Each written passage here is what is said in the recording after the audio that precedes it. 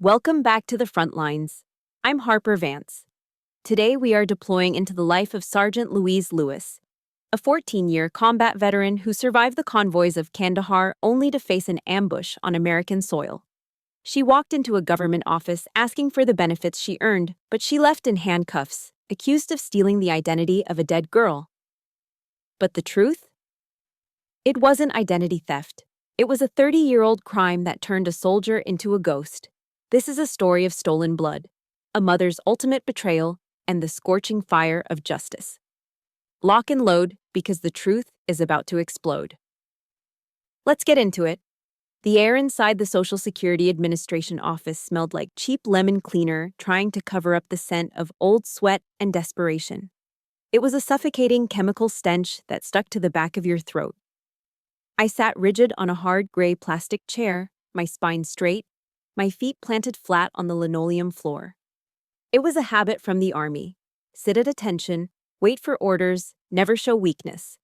But right now, keeping my composure felt harder than holding a position under mortar fire.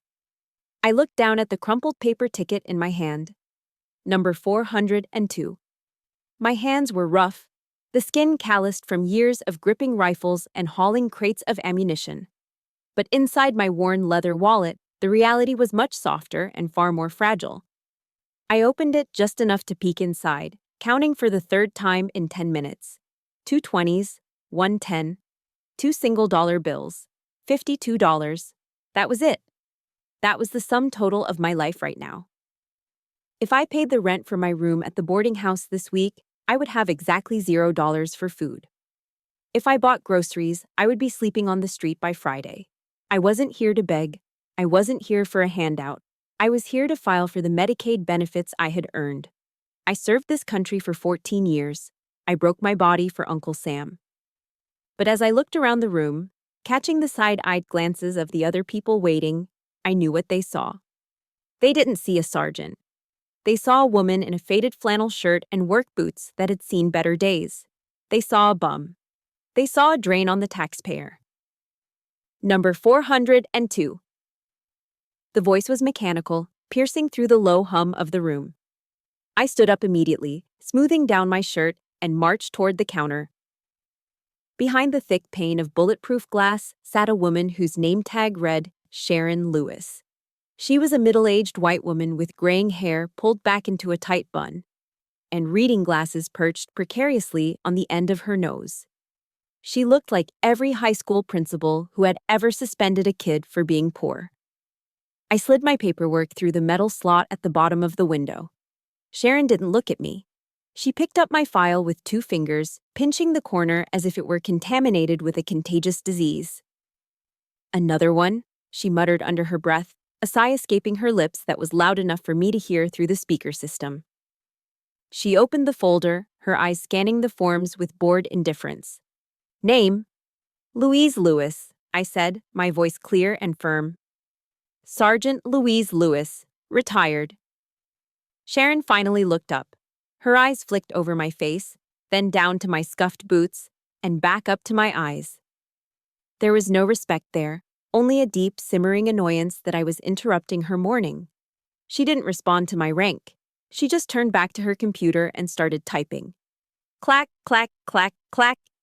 She hammered the keys like she was firing a machine gun. The sound was aggressive, rhythmic, and dismissive. I stood there, hands clasped behind my back, waiting. I needed this to go through. I needed to see a doctor about the pain in my lower back, the souvenir from a convoy accident in Kandahar. I need to verify your service record for the disability claim, Sharon said, not stopping her typing. And the tax returns from 2018 seem to be missing a... Suddenly the typing stopped. The silence was louder than the noise had been. I watched Sharon's face. The boredom vanished instantly, replaced by a sudden drain of color. Her skin went from a flushed pink to a sheet white pallor. She stared at the screen, her mouth slightly open. Then she looked at me. This wasn't the look of annoyance anymore. It was fear. Pure, unadulterated fear mixed with something else. Revulsion. Like she was looking at a ghost. Or a monster. What is this? she whispered, her voice trembling. What kind of game are you playing? Excuse me, ma'am. I leaned closer to the glass. I don't understand. Is there a problem with the paperwork? The paperwork? Sharon laughed, a high-pitched, nervous sound. Her voice rose, attracting the attention of the people in the waiting area behind me. You could say that. The system. The federal database says this social security number belongs to a deceased person. My heart skipped a beat. That's a mistake. I've been paying taxes on that number for 20 years. I enlisted with that number. Sharon shook her head violently, pushing her chair back as if she needed to get away from me.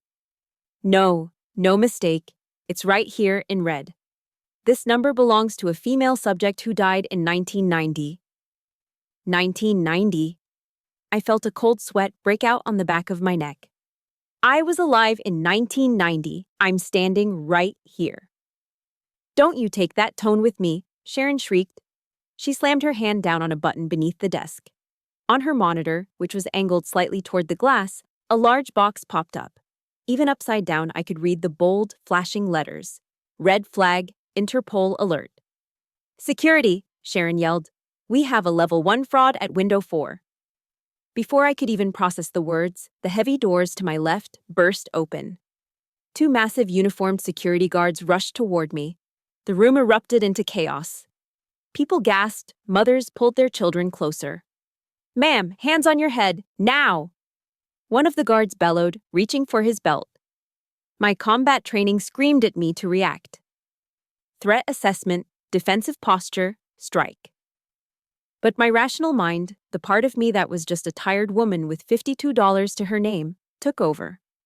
Hold the line, Louise, I told myself. Do not engage. I slowly raised my hands. One guard grabbed my left wrist and twisted it behind my back with unnecessary force. Pain shot up my shoulder, hot and sharp. He shoved me forward, slamming my chest against the cold counter.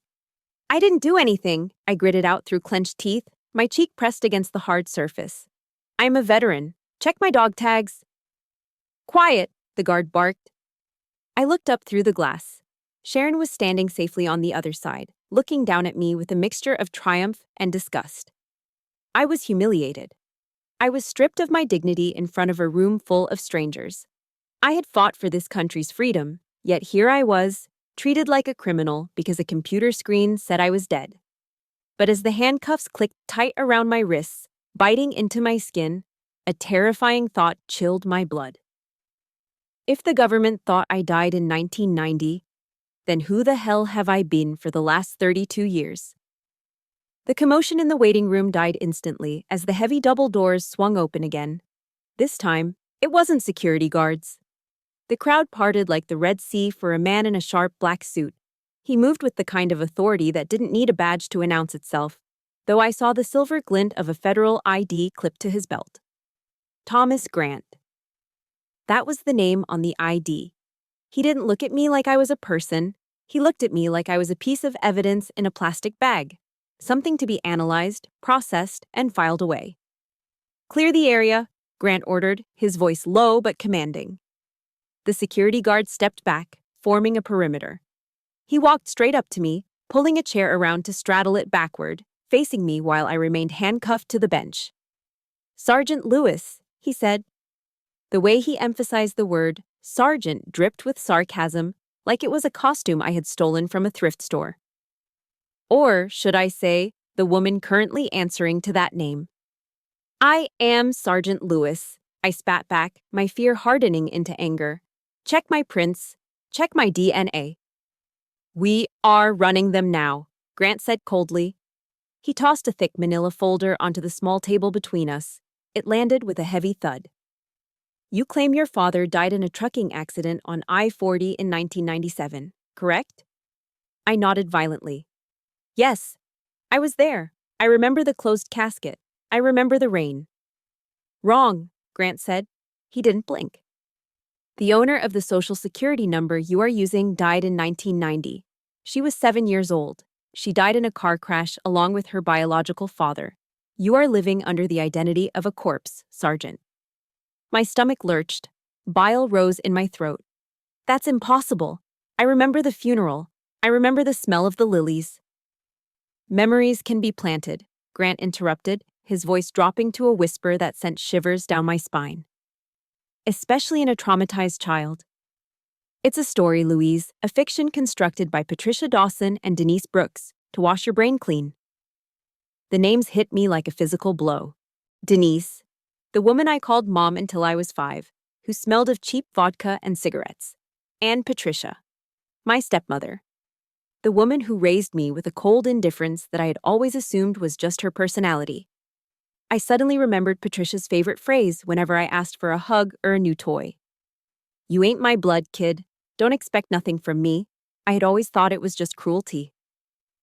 Now, staring at the federal agent, I realized it was a confession. You're lying, I whispered, my voice breaking.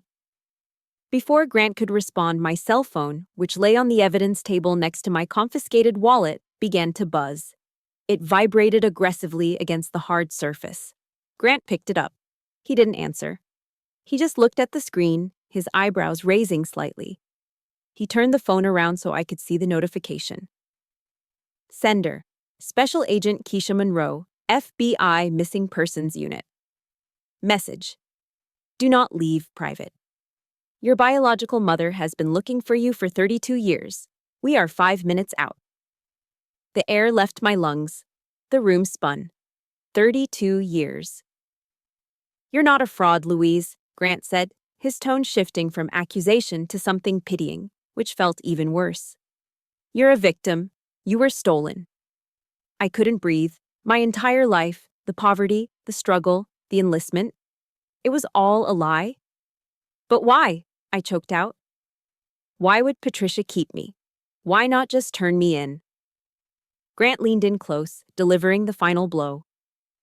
We just picked up Denise Brooks in Oklahoma. She's singing like a bird to cut a deal. She told us everything. Patricia Dawson, your stepmother, figured out you were a kidnapped child when you were 17. She found the old flyers. She knew, I gasped. She knew and she didn't tell me? She didn't tell you because you were useful, Grant said brutally. You were free labor. You cleaned her trailer, you cooked her meals. But then you turned 18. You became a liability. If you tried to get a driver's license or a real job, the system would flag you, just like it did today. My mind flashed back to the day I turned 18. Patricia had thrown my clothes onto the front lawn in garbage bags. She had screamed at me to get out, to go join the army. Make something of yourself, she had said. Don't come back until you're a soldier. I had thought it was tough love. I had thought she wanted me to have a future. She didn't kick you out because she hated you, Grant said, reading the realization on my face. She forced you to enlist to hide you. The military is the perfect place to make someone disappear in plain sight. She sent you to war not to serve your country, but to dispose of the evidence. She was hoping you'd die in a sandbox halfway across the world so her secret would stay buried. A scream built up in my chest, primal and raw. The woman I had sent money to every month, the woman I had tried so hard to please, she hadn't just stolen my childhood. She had tried to erase my existence. And you know what the worst part is? Grant added, standing up and straightening his jacket. She's been cashing checks in your name the whole time you were deployed. I looked down at my handcuffed wrists. The metal felt hot against my skin. In the Bible, John 8, verse 32 says, "And ye shall know the truth, and the truth shall make you free." But right now, the truth felt like it was killing me. Wow. This is Harper Vance, your narrator. I honestly had to take a breath after reading that. Can you imagine? The person who raised you, pushing you into war just to hide a crime? That is a level of betrayal I can't even process. If your heart is breaking for Louise right now, please leave a broken heart emoji in the comments. Let's show her she's not alone in this nightmare. And if you're ready to see how she fights back, hit that like button. We are just getting started. The interrogation room felt smaller now, the air heavy with a silence that pressed against my eardrums. I sat there, hands no longer cuffed but resting heavily on the cold metal table, waiting. The door clicked open, and Special Agent Keisha Monroe walked in. She carried no weapon, no handcuffs, only a thick, weathered manila folder that looked like it had been through a war of its own. On the cover, stamped in faded red ink, were the words, "Cold Case, 1991. Monroe sat across from me. Her eyes didn't hold the suspicion I was used to from law enforcement. Instead, there was a softness there, a look of profound sorrow. "You've been through hell, haven't you?" she asked quietly. I didn't answer. I didn't trust my voice. "Your name isn't Louise," Monroe said, opening the file. "Your name is Nia Jordan Ellis. You were born in Tulsa, Oklahoma, on June 14, 1988. Nia. The name sounded alien, like a frequency my brain couldn't quite tune into. It floated in the air between us, a ghost from a life I didn't remember living. "Look at this," Monroe said, sliding a glossy photograph across the table. It was a picture of a toddler, maybe 3 years old, wearing a pink dress and sitting on a swing set. She was laughing, her head thrown back in pure joy. But it wasn't the smile that caught my attention. It was the eyes. "Look closely," Monroe urged. The little girl had striking green eyes. But in the right eye, there was a distinct, wedge-shaped fleck of gold in the iris. My hand flew to my face. I remembered the small compact mirror in my pocket, the one I used to check for camouflage paint smudges. I pulled it out, my fingers trembling so hard I almost dropped it. I stared into my own reflection. There it was. The same green eyes, the same gold fleck. Denise used to call it the devil's stain. She told me it was proof I was born bad, proof that God had marked me for suffering. "That mark is a genetic trait called sectoral heterochromia," Monroe explained gently. "It runs in the Ellis family. It's not a stain, Nia. It's a signature. You are not a child of the devil. You are a stolen treasure." Tears pricked my eyes, hot and fast. I wasn't bad. I was just taken. "How?" I whispered. "How did she get me?" Monroe pulled a small digital recorder from her pocket. "This is the 911 call from July 12, 1991. She pressed play. Static filled the room, followed by a scream that was so raw, so full of terror, it made the hair on my arms stand up. "Please, oh God, please help me, my baby, she was right here." The voice was frantic, breathless. "Ma'am, calm down. Where are you?" The dispatcher's voice was calm, contrasting sharply with the panic. "The Walmart parking lot on 71st Street. I just turned around to put the cart in the return. It was 30 seconds, just 30 seconds, a blue truck. I saw a blue truck speed off. Give me back my baby." The recording clicked off. The silence that followed was deafening. "That was your mother, Monique," Monroe said softly. "Denise Brooks was in that parking lot. She was grieving the loss of her own child to SIDS 2 weeks prior. She was drunk, she was unstable, and she saw an opportunity." I stared at the recorder. 30 seconds. My entire life, the 14 years in the Army, the deployments to Iraq and Afghanistan, the nights sleeping in my car, the hunger, the loneliness. All of it hinged on 30 seconds in a supermarket parking lot. "She took you because you were there," Monroe continued. "Not because she wanted you, but because she needed to fill a hole in her own life. And when you grew up and stopped being a cute little doll, she and Patricia threw you away like garbage." A memory surfaced. General Douglas MacArthur's farewell speech. "Old soldiers never die, they just fade away." I realized then that Nia Jordan Ellis didn't die that day in the parking lot. She was just made to fade away. They scrubbed her out, layer by layer, until only Louise remained, a shell built for survival. "I need you to know something else," Monroe said, reaching across the table to touch my hand. Her skin was warm against my cold fingers. "The Ellis family never stopped looking. Not for one day." She pulled out a stack of flyers, aged and yellowed. "Missing. Nia Ellis. Have you seen me?" They hired private investigators. They set up a foundation. Your father, Darnell, spent his life savings chasing leads. They kept your room exactly as you left it. For 32 years, Nia, to them, this wasn't a cold case. It was an active deployment. They have been waiting for their soldier to come home. Something inside me broke, the steel wall I had built around my heart. The wall that let me survive basic training, that let me survive Patricia's cruelty, crumbled into dust. I put my head down on the cool metal table and wept. I didn't cry like a sergeant. I didn't cry like a woman who had seen war. I cried like the 3-year-old girl who had been waiting in a blue truck for 32 years for someone to come and save her. I want to go home, I sobbed, my voice muffled by my arms. I know, Monroe whispered. And you're going. They're right outside. The door to the waiting room loomed in front of me like the gate to a drop zone. On the other side wasn't an enemy combatant or a hostile village. It was something far more terrifying. A family. My family. I stood at attention, my spine rigid, instinctively smoothing the front of my wrinkled flannel shirt as if it were my dress blues. My palms were slick with cold sweat. Inside my chest, my heart wasn't beating. It was vibrating, slamming against my ribs like a trapped bird. Panic clawed at my throat. What if I feel nothing? I had spent 14 years training myself to shut down emotions. In the army, feelings got you killed. Sadness was a distraction. Love was a weakness. I had become a machine of survival. What if I looked at these people, these strangers who had loved a ghost for 32 years and felt only the cold, empty numbness that had been my companion since childhood?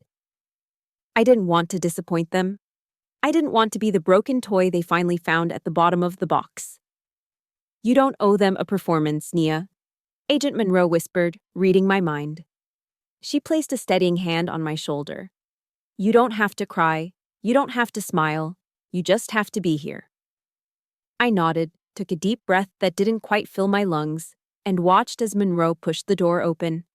The light from the hallway spilled into the dim room, illuminating 3 figures standing frozen in the center. The silence was absolute. It wasn't empty silence. It was heavy, charged with 32 years of held breath. In the middle stood a woman, Monique. She was small, petite even, dressed in a tailored cream suit that looked expensive.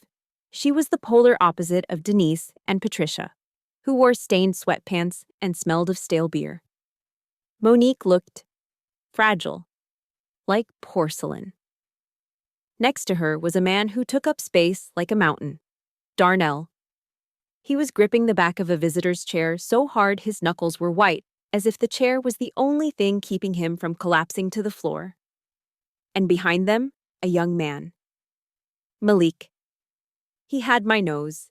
He had the same sharp jawline I saw in the mirror every morning. He was looking at me not with judgment, but with an intense, burning curiosity. Private, Monique whispered. Her voice cracked, shattering like thin glass dropped on concrete. My daughter. Nia, Darnell choked out. The name hung in the air, sacred.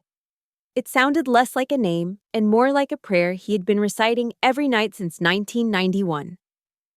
I stiffened. Every instinct in my body screamed, retreat. This was too much. Too raw. My voice was raspy, dry. I'm sorry. I don't remember you. I don't remember anything. I took a step back, my boots scuffing loudly on the tile floor. I wanted to run. I wanted to go back to being Louise, the invisible soldier. Louise was safe, Nia was exposed, but Monique didn't flinch. She didn't look disappointed. She took a step forward, slow and deliberate, the way you approach a frightened animal caught in a trap. She didn't rush. She didn't grab. She just stopped a foot away from me, close enough that I could smell her perfume. Something soft, like vanilla and roses. May I? She raised her hand, trembling slightly. May I touch you? I looked at her hand. It was manicured, soft, not a hand that had scrubbed floors or held a rifle. I nodded, a jerky, almost imperceptible motion. Monique reached out. Her fingers were warm, so incredibly warm. She didn't touch my arm or my hand. She reached up and cupped my cheek, her thumb brushing gently over the jagged scar running along my jawline, a souvenir from a training accident at Fort Bragg. The moment her skin touched mine, something inside me snapped. It wasn't a thought. It was a physical reaction. The armor I had welded around my soul, plate by plate, year by year, simply disintegrated. The coldness vanished. The numbness evaporated.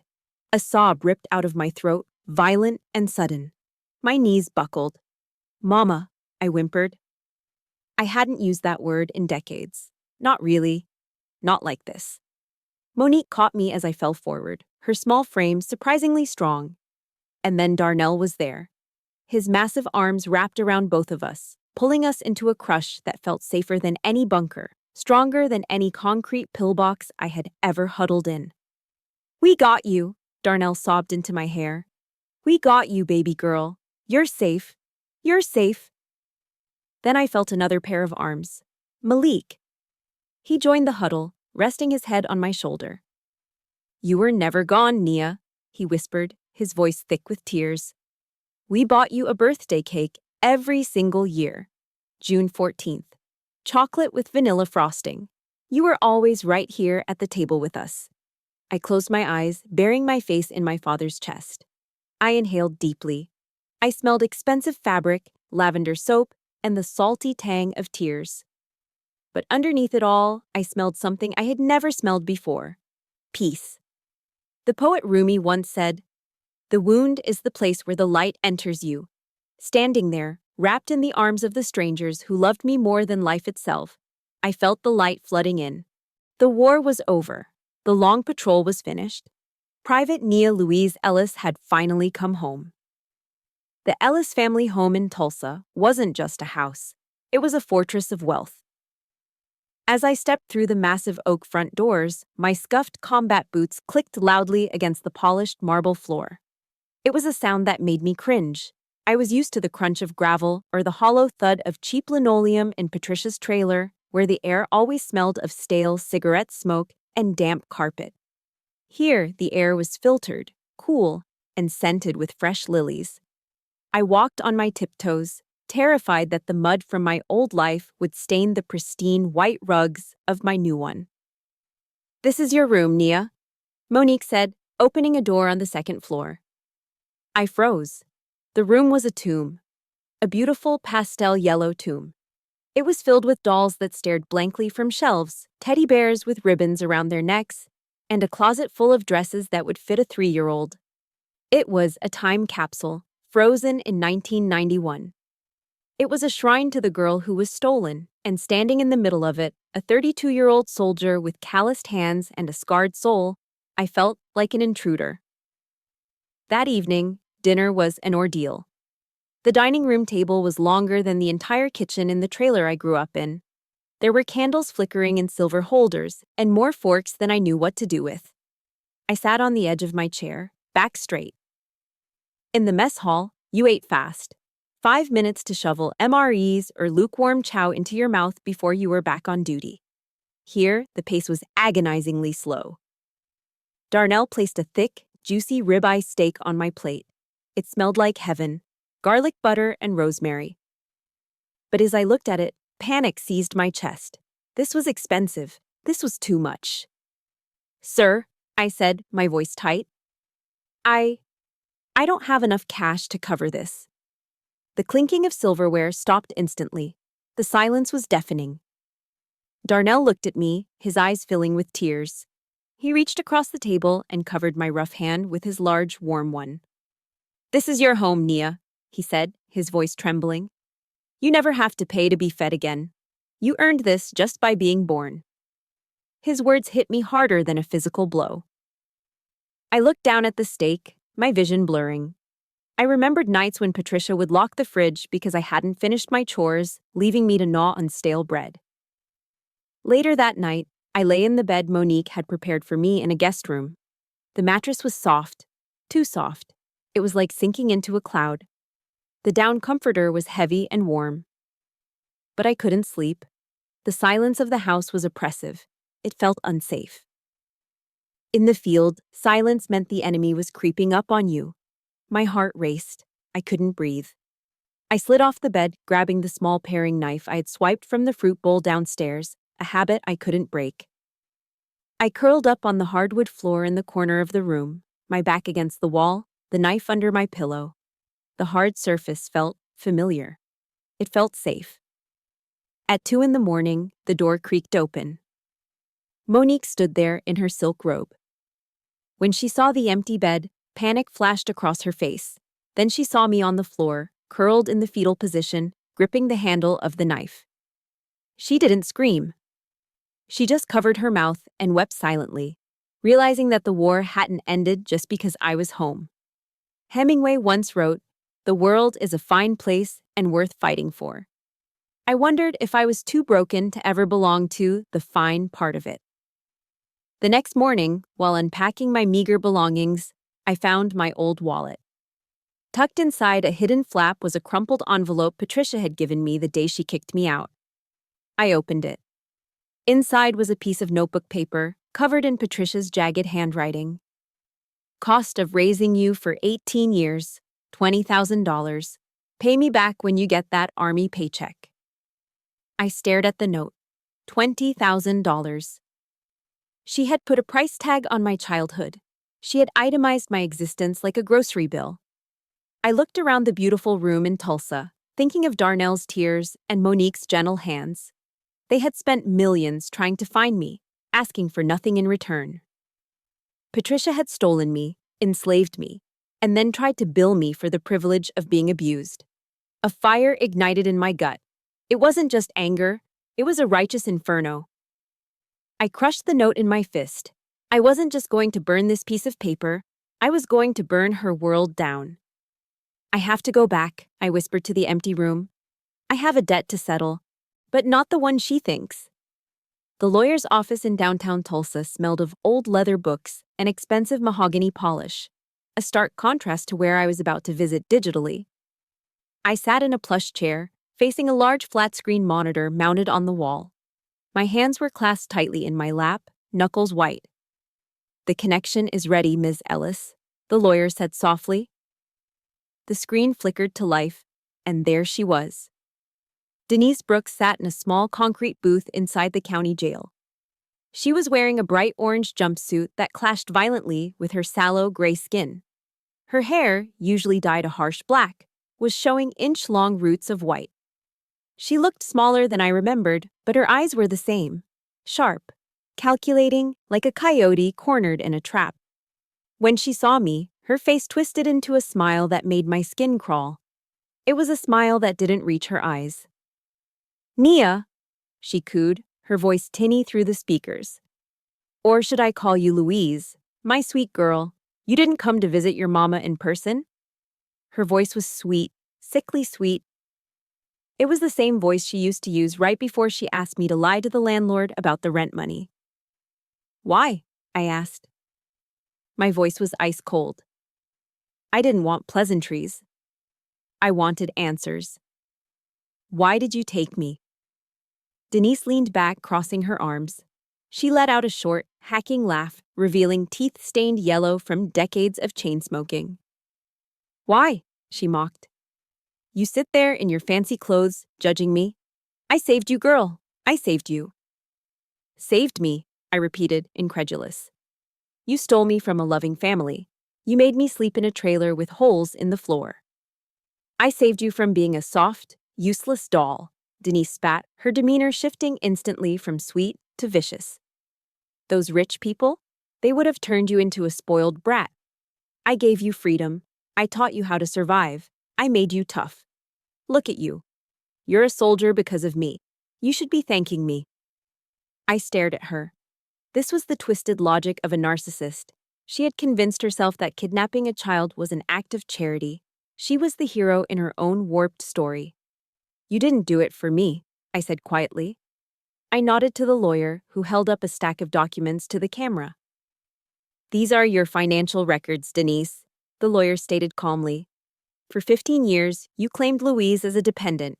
You collected food stamps, housing assistance, and single mother benefits using a falsified birth certificate." Denise's eyes darted to the papers, then back to me. Her sneer faltered for a second. "You weren't raising me," I said, my voice rising with anger. "I was your paycheck. I was your meal ticket.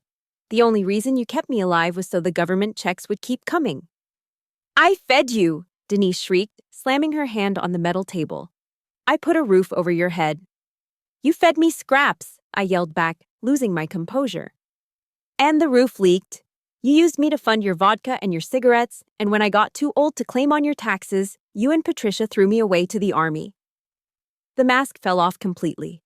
Denise lunged at the camera, her face contorted with rage. You ungrateful little brat, she screamed. I need money for a lawyer. Tell your rich daddy to send me money. I raised you. You owe me. I looked at the woman on the screen. I searched for any shred of love, any hint of the mother figure I had desperately tried to please for so many years. There was nothing. Just greed. Just a hollow, rotting soul. I don't owe you a thing, I said, my voice steady now. You stole 32 years of my life. You stole my childhood. You stole my name. I stood up, signaling the lawyer to cut the feed. And now, I said, looking her dead in the eye, you're going to pay me back. With 32 years in a cage.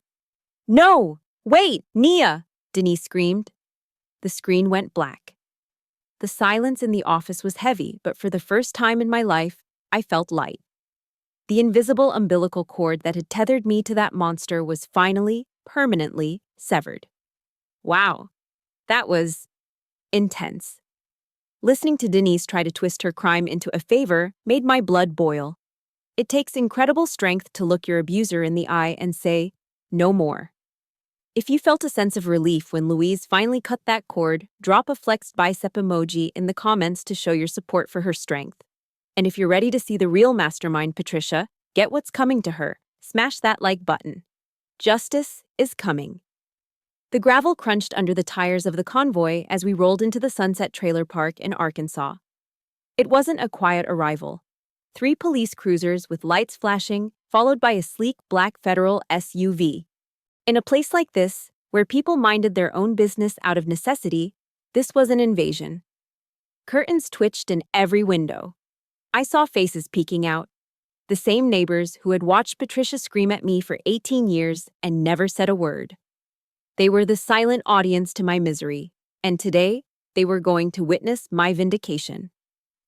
The SUV stopped right in front of Lot 42.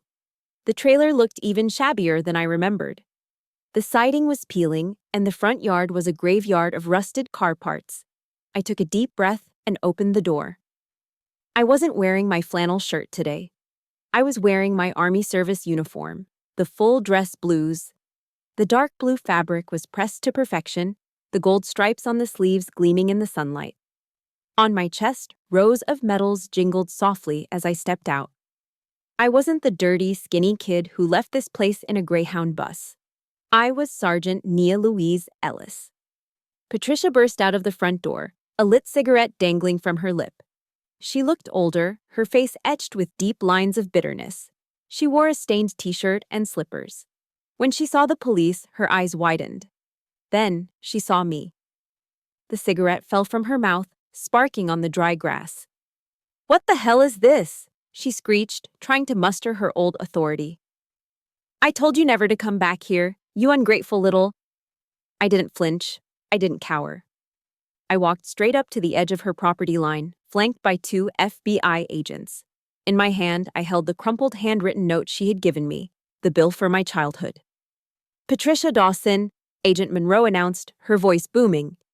"You are under arrest for conspiracy to commit kidnapping, extortion, and harboring a fugitive." Patricia's face went white. She looked around at the gathering crowd of neighbors. "Lies!" she screamed, pointing a shaking finger at me. "She's my stepdaughter. I raised her. This is how you repay me. I took you in when nobody wanted you." I stepped forward. My shadow fell over her. "You didn't take me in," I said, my voice projecting with the command presence of a drill sergeant. "You held me hostage." I held up the bank statements the FBI had subpoenaed. "You knew I was Nia Ellis when I was 17. You found the missing child flyer in Denise's old trunk. But you didn't call the police. You didn't call my parents." I threw the stack of papers at her feet. They scattered in the wind like dead leaves. "You sent me to the army so you could collect my enlistment bonus," I continued, my anger cold and precise. "And while I was in Afghanistan, getting shot at, you were draining my joint account. You stole $20,000 of combat pay, Patricia. You bought a new truck with the blood money I earned, carrying a rifle. The neighbors gasped. The whispers started. Patricia looked around, realizing her narrative was crumbling. She wasn't the martyr anymore. She was the monster. I was saving it for you, she stammered, backing away. Cuff her, Monroe ordered. Two officers grabbed Patricia's arms. She fought, kicking and screaming obscenities, but they spun her around and slammed her against the hot hood of the police cruiser. Click, click. The sound of the handcuffs ratcheting tight was the most beautiful music I had ever heard. It was the sound of a heavy door locking shut on my past. You can't do this. I'm an old woman, Patricia wailed as they shoved her toward the back of the squad car. Check the house, Monroe told the team. I followed them inside. The smell hit me instantly, stale smoke and mold. It was the smell of my nightmares. I walked past the living room where I used to sleep on the couch because I didn't have a bed. I walked to the back, where Patricia kept her vicious Rottweilers. In the corner, inside a filthy dog crate, something caught my eye. It was a small brown teddy bear. One eye was missing, and the stuffing was coming out of a rip in the side. It was covered in dog slobber and dust. My breath caught in my throat.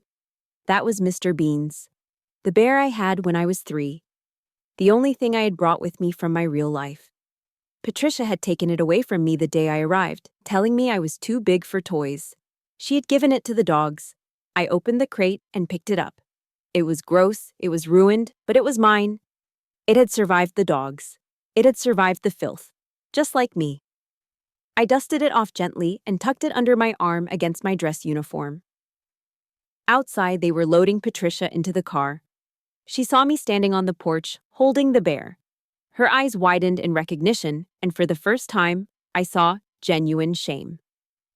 I didn't say a word. I just turned my back on her and walked toward the waiting black SUV. I didn't look back at the trailer. I didn't look back at the neighbors. I left them all in the dust, where they belonged. The smell of pine sol and cafeteria meatloaf hung heavy in the air of the Shady Oaks assisted living facility. It was a smell I knew well, institutional, sterile, and lonely. I walked down the hallway with my brother, Malik. In my hand, I clutched a photocopy of a police report from 1991. We had spent the last week combing through the old case files, preparing for Denise's trial. That's when we found it. A witness statement from a woman named Mrs. Baker. She had been there, in the Walmart parking lot. She had seen everything. We stopped at room 304. An elderly woman sat in a recliner by the window, watching a game show with the volume turned up too high. Mrs. Baker, I asked, stepping into the room. She turned, her eyes watery behind thick glasses. Yes? Are you the new nurse? No, ma'am, I said, my voice steady but tight. My name is Nia Ellis, but 32 years ago, I was the little girl you saw being dragged into a blue truck at the Walmart on 71st Street. Mrs. Baker froze. The ceramic teacup in her hand slipped from her fingers and shattered on the linoleum floor. The sound was like a gunshot in the quiet room. Tea splashed onto her orthotic shoes, but she didn't move. She stared at me, her mouth opening and closing like a fish out of water. You, she whispered. You're alive. I am, I said. I didn't help her clean up the mess. I just stood there, letting my presence fill the room. Why didn't you call the police, Mrs. Baker? The report says you saw a woman dragging a screaming child. You saw the license plate. Mrs. Baker looked down at her hands, picking nervously at the hem of her cardigan. I didn't know for sure, she stammered. It looked like a mother having trouble with an unruly child. You know how kids are. Screaming over candy. I thought it was just a domestic dispute. A domestic dispute, Malik repeated, his voice incredulous. She was 3 years old. I was in a hurry, Mrs. Baker blurted out, defensive now. My frozen food was melting, and my husband, he hated getting involved in other people's business. He said, "Don't look, Martha, it's not our problem." Not our problem. The rage that surged through me was different from what I felt for Denise or Patricia. This wasn't hot and fiery. It was cold and heavy. Not your problem, I asked, stepping closer. Because you didn't want your ice cream to melt? I spent 32 years in hell. Because your husband didn't want to be inconvenienced, my parents spent 3 decades grieving a child who was still alive. Tears began to roll down Mrs. Baker's wrinkled cheeks. I'm sorry. I'm so sorry. I've thought about that little girl every day. Your thoughts didn't save me, I said brutally. Your silence condemned me. Denise Brooks stole me, yes. But you let her keep me. I leaned down, getting eye level with her. Martin Luther King Jr. said that in the end, we will remember not the words of our enemies, but the silence of our friends. You weren't my friend, Mrs. Baker. You were a bystander. And your silence was just as violent as the hands that took me. The old woman sobbed into her hands, her shoulders shaking. But her tears didn't move me. They were 32 years too late. I turned and walked out of the room, leaving her alone with her guilt and her shattered teacup. Outside in the parking lot, the air felt fresher. I took a deep breath, looking at Malik. Are you okay? He asked. No, I said honestly. But I know what I have to do now. I looked at the check in my hand, the first installment of the settlement from the lawsuit against Patricia. I'm not just going to be a victim anymore, Malik, I said. I'm going to be a voice. I'm starting a foundation. Nia's campaign. We're going to teach people, cashiers, neighbors, passerby, how to spot the signs, how to speak up. I looked back at the nursing home window. Because there are other Mrs. Bakers out there, I said, my voice hardening with resolve. And I'm going to make sure they never stay silent again. The door to the yellow room opened with a soft creak. This time, I didn't flinch. Monique stood beside me, her hand resting lightly on my elbow. I haven't changed a thing, she whispered. I stepped inside. The air smelled of lemon polish and lavender sachets. It didn't smell like a museum. It smelled like care. The oak crib in the corner was polished to a shine. The stuffed animals on the shelves, a faded elephant, a raggedy bunny, were arranged neatly, staring forward as if waiting for a playdate that was 32 years late. I ran my finger along the railing of the crib, not a speck of dust. I come in here every morning, Monique said, her voice trembling slightly. I say good morning to you. I tell you about the weather. I tell you I love you. And then I clean. My throat tightened. For 32 years, while I was scrubbing Patricia's floors or digging latrines in the desert, my mother was here, in this room, keeping my memory alive with a dust rag and a prayer. I wasn't forgotten. I was cherished in absentia. I sat down in the rocking chair by the window. It creaked, a familiar, comforting sound. I wasn't afraid of this room anymore. It wasn't a tomb. It was a waiting room. And the wait was finally over. Later that evening, the kitchen was filled with the warm, sugary scent of baking fruit. I stood by the counter, awkwardly chopping strawberries, trying to be helpful. In the army, food was fuel. You ate what you were given, and you ate it fast. In Patricia's house, food was a weapon, withheld for punishment, given grudgingly. Nia, honey, Monique asked, opening the oven.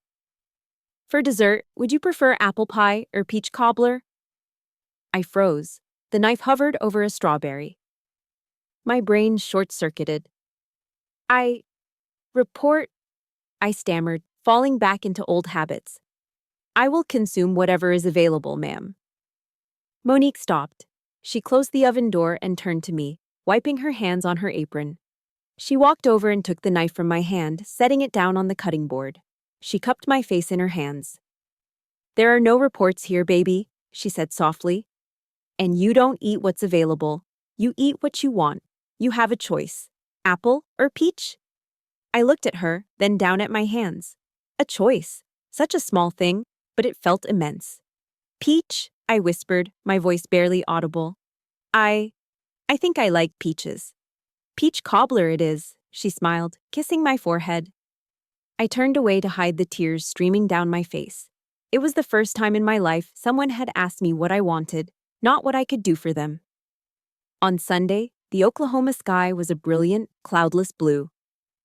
Darnell drove us to the First Baptist Church on the edge of town. I wore a simple blue dress Monique had bought for me, no camouflage, no combat boots. I felt exposed, yet strangely light. The church was packed. When we walked in, heads turned, but the whispers weren't malicious. They were excited. Reverend Thomas stood at the pulpit. He was a large man with a booming voice that filled the rafters. He didn't preach about sin that day. He preached about miracles. We read in the good book about the prodigal son, he thundered. But today, we witness the return of the stolen daughter. He gestured toward our pew. 32 years ago, this community wept with the Ellis family. Today, we rejoice. For this child was dead and is alive again. She was lost and is found. The entire congregation stood up. It started as a ripple of applause, then swelled into a roar. People were crying, raising their hands, shouting, "Hallelujah!" I stood there, stiff at first, my soldier's instinct scanning for threats. But there were no threats, only love. A wave of it crashing over me, washing away the dirt of the trailer park, the blood of the battlefield. I remembered Psalm 23. Yea, though I walk through the valley of the shadow of death, I will fear no evil. I had walked through that valley alone for so long. But standing there, surrounded by hundreds of singing strangers, I knew I would never walk alone again. I let my shoulders drop. I let the tears fall. I let myself be held. 2 days later, I stood in a courtroom in downtown Tulsa. The wood paneling was dark and serious, but the mood was light. Petition for name change, the judge announced, looking over his spectacles. You wish to reclaim your birth name, Nia Jordan Ellis. Yes, Your Honor, I said. My lawyer leaned in. Do you want to remove Louise entirely? It was the name given by your kidnapper. I thought about it. I thought about the scared little girl in the trailer. I thought about the soldier who carried a 70-pound rucksack up a mountain in Afghanistan. Louise had suffered, yes, but Louise had also survived. She had fought to keep Nia alive. No, I said firmly. Keep it, make it my middle name, Nia Louise Ellis. The judge nodded, a small smile playing on his lips. He raised his gavel. Bang! The sound echoed through the courtroom, sharp and final. So ordered. Welcome home, Nia Louise Ellis. The gavel strike didn't just change a legal document, it fused the two halves of my soul together. The victim and the survivor were now one, and she was whole. 1 year later. The boots I laced up weren't standard-issue combat boots, but they were dusty all the same. I wasn't in Kandahar or Baghdad. I was in a dense forest just outside of Little Rock, Arkansas. I wasn't wearing dress blues or a flannel shirt. I wore a tactical vest emblazoned with a logo, a lighthouse beaming through a storm, and the words, Nia's Beacon Fund. I didn't use the settlement money from Patricia's lawsuit to buy a yacht or a mansion. I used every cent to build this. We weren't a charity that sat in air-conditioned offices sending emails. We were boots on the ground. We were a specialized team of veterans using our reconnaissance skills to find what law enforcement often missed: the lost, the stolen, the forgotten. Target area secure, Millick's voice crackled over the radio. He was running logistics back at the mobile command center. Drone is up. We have eyes on the search grid. I smiled. My brother was a natural at ops. We weren't hunting insurgents today. We were looking for a 10-year-old boy who had wandered off a hiking trail 2 days ago. And unlike the people who looked for me in 1991, we weren't going to stop when the sun went down. 2 months later, I stood on a stage in Washington, D.C., under the blinding glare of spotlights. The National Convention for Child Safety was packed with thousands of people: law enforcement, social workers, grieving parents. I adjusted the microphone. My hands didn't shake. My name is Nia Louise Ellis, I began, my voice echoing through the massive hall. But for 32 years, the world knew me as a ghost. I told them about Mrs. Baker. I told them about the teacup shattering on the floor. I told them about the 30 seconds in the parking lot that stole my life. We tell ourselves that minding our own business is polite, I said, leaning forward. We tell ourselves we don't want to get involved. But let me tell you this. Silence is not golden. Silence is complicity. When you turn away from a screaming child in a parking lot because you don't want to be inconvenienced, you are helping the kidnapper. You are holding the door open for them. The room was so quiet you could hear a pin drop. Trust your gut, I urged. That uncomfortable feeling in your stomach, that is your humanity screaming at you to act. Listen to it. Be the person who makes the call. Be the person who saves a life. The standing ovation that followed felt like a tidal wave. But as I looked out at the sea of faces, I didn't see fans. I saw an army. An army of witnesses who would never stay silent again. The next day, I drove back to where it all began. The Walmart parking lot on 71st Street. I parked my truck in the exact spot where Monique's blue station wagon had been parked in 1991. I got out. The asphalt was hot and smelled of exhaust, just like in my nightmares. But today, the sun was shining. I watched people bustling about, loading groceries, wrangling kids. Then, I saw her. A young mother, distracted, was trying to load a heavy case of water into her trunk.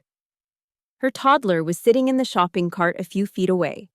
The cart, on a slight incline, began to roll. Just a few inches, then a foot. Drifting toward the active lane of traffic where cars were speeding by. The mother's back was turned. I didn't think. I moved. I sprinted across the lane, my boots pounding the pavement. I grabbed the handle of the cart just as a pickup truck whizzed past, missing us by inches. The mother spun around, her face pale with terror. "Oh my God," she gasped. I turned my back for 1 second. "That's all it takes," I said gently, pushing the cart back to the safety of her trunk. "I've got him. He's safe." The mother looked at me, tears in her eyes. "Thank you. Thank you so much." I looked at the little boy in the cart. He had chocolate on his face and was clutching a toy car. He smiled at me. I smiled back. I hadn't just saved him. I had closed the loop. I had gone back in time and saved myself. Back at the headquarters of Nia's Beacon Fund in Tulsa, I sat at my desk. The walls were covered with maps and photos of children we had found. But in the center, in a simple black frame, hung 2 things. A red Interpol alert printout and $52 in cash, 2 20s, a 10, and 2 singles. It was a reminder of the day I had hit rock bottom, the day I thought I was worthless. The phone on my desk rang. It was the hotline. I picked it up on the first ring. "Nia's Beacon," I said, my voice strong and clear. "We are here, we are listening, and we will never give up until your child comes home." Nia's journey teaches us a profound lesson about the true definition of family and the responsibility we hold as a community. Family isn't just about whose DNA we share. It is defined by those who never stop looking for us, those who keep our room clean for 32 years, and those who help us heal our deepest wounds. Furthermore, her story serves as a crucial reminder to trust our instincts. The tragedy of her childhood began with 30 seconds of silence from a bystander. We must learn that looking away is not politeness. It is indifference. In a world full of noise, being the person who speaks up, who intervenes, and who cares can quite literally save a life. Let Nia's Beacon inspire us to be the eyes and ears for the vulnerable among us. We hope this story touched your heart as much as it did ours. It takes incredible courage to turn a lifetime of pain into a mission of hope. Now, we want to hear from you. What was the most emotional moment for you? Was it the reunion with her mother, or the moment she finally stood up to her captors? If you believe that every child deserves to come home, please type the word beacon in the comments below. Your interaction helps us share these important stories with more people. Don't forget to like this video and subscribe to our channel for more powerful, true-to-life stories every week. Thank you for listening, and until next time, take care of each other.